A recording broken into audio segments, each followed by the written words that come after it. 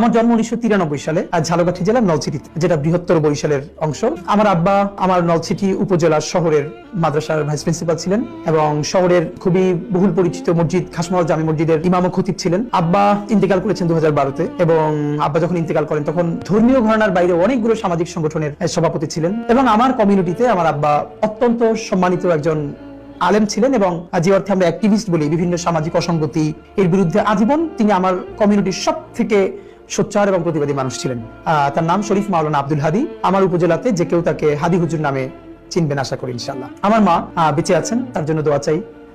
আমার মা একজন হাউসওয়াইফ। মায়ের গল্প অন্য একদিন কোনোদিন বলবো, যে মা যেহেতু এখনো আছেন। আব্বার গল্প বেশি বলি এই জন্য বিভিন্ন জায়গায়, যে আব্বা নাই তো, যে যখন থাকে না তার অনুপস্থিতি বেশি টের পাওয়া যায়। এই জন্য হয়তো দেখবেন আমি কখনো সুযোগ পেলে আব্বার গল্প এই জন্য বলি, যে এছাড়া আমার ব্যক্তিগত জীবনে আব্বার ইম্প্যাক্ট ভীষণ ভীষণ প্রভাব আমার জীবনে, আমাদের ভাই বোনদের জীবনে।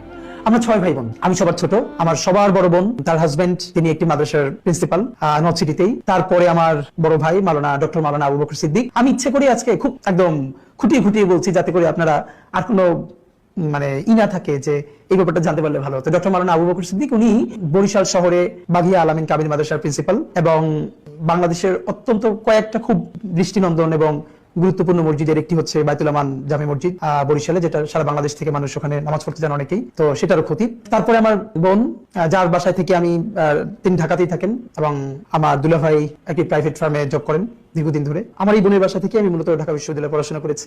তারপরে আমার আরেকজন বোন, তিনি শিক্ষক, নলছিটিতেই থাকেন। তারপরে আমার আরেক ভাই, তিনি হচ্ছেন ইন্টারন্যাশনাল মেডিকেল ট্যুরিজম করেন, ঢাকাতেই থাকেন। এবং সর্বশেষে আমি। গল্প ছলে এই জন্য বলা যে আলহামদুলিল্লাহ আমার পরিবারের যদি এক কথায় বলি, আমার পরিবারের আমরা 6 ভাই বোন, আমার আব্বা আম্মা, এর বাইরে আমার নানার কথা যদি বলি, তিনি পুরো বরিশালের একজন বিখ্যাত আলেম দ্বীন ছিলেন। দেওবন্দ থেকে উনি পড়াশোনা শেষ করে বরিশালের একটি বড় মাদ্রাসা মুহাদ্দিস ছিলেন। দক্ষিণবঙ্গে ওনার হাজার হাজার স্টুডেন্ট আছে এবং উনি খুবই সম্ভ্রান্ত একজন আলেম ছিলেন বরিশাল শহরের। আমার নানার দিকের মায়ের দিকের যত আত্মীয় স্বজন, আমার বাবার দিকের, আমার দাদা বাড়ির যত আত্মীয় স্বজন, আমাদের পরিবারটা পুরো একটা শিক্ষক পরিবার।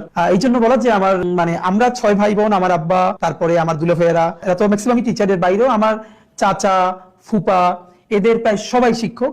আবার আমার নানা বাড়িরও আমার খালুরা, আমার মামারা, এরাও প্রায় সবাই শিক্ষক। সেই হিসেবে একদম আমাদের পুরো জার্নিটাই একটা শিক্ষক পরিবারের সাথে, শিক্ষক পরিবারে বেড়ে ওঠা। পড়াশোনার ক্ষেত্রে একটু যেটা বলা যে আমি জীবনে যদি খুব ব্লেসড, আল্লাহ তাআলার ভীষণ রহমত প্রাপ্ত একজন আমি মনে করি। এই জন্য, কারণ আল্লাহ অনেককেই ভালো পরিবার দেয়, ভালো শিক্ষা প্রতিষ্ঠান হয় না, আবার ভালো পরিবার এবং শিক্ষা প্রতিষ্ঠান হয়, অনেকের জীবনে খুব ভালো বন্ধু হয় না। আমি সম্ভবত আল্লাহর সেই সব রহমত প্রাপ্ত বান্দাদের একজন।